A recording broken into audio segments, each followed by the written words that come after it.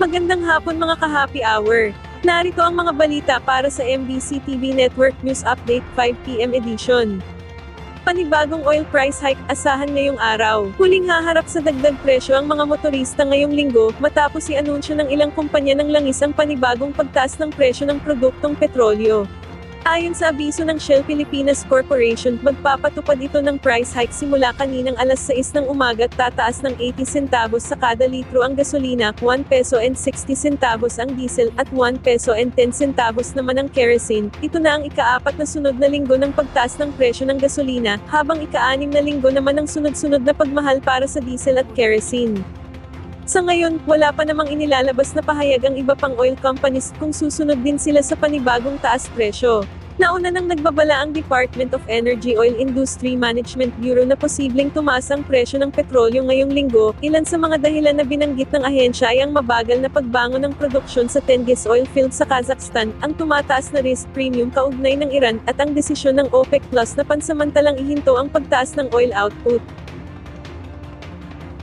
Samantala, sa Metro Manila ngayon, pagkakahuli ng tangkang pagpasok ng marijuana candy, pinuri ni Customs Commissioner Nepomuceno. Kinilala ni Bureau of Customs Commissioner Ariel Nepomuceno ang pagbabantay at pagiging mapagmatsyag ng mga tauhan ng BOC na iya, matapos masabat ang marijuana-infused candies, cannabis vape cartridges, at tuyong dahon ng marijuana sa inbound parcels na idineklarang mga candy.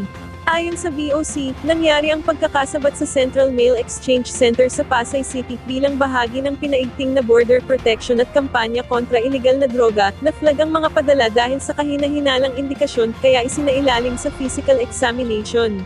Dito natuklasan ang 63 pakete ng marijuana-infused candies at mga vape cartridge na may tinatayang 19.5 ml ng cannabis oil pati 3.5 na gramo ng tuyong marijuana leaves. Tinatayang nasa 6,420 piso ang kabuoang halaga ng nakumpiskang kontrabando. Ipinasa na ang mga nasabat na iligal na produkto at ang claimant sa Philippine Drug Enforcement Agency para sa kaukulang disposisyon at inquest proceedings, kaugnay ng paglabag sa Republic Act No. 9165 at Republic Act No. 10863.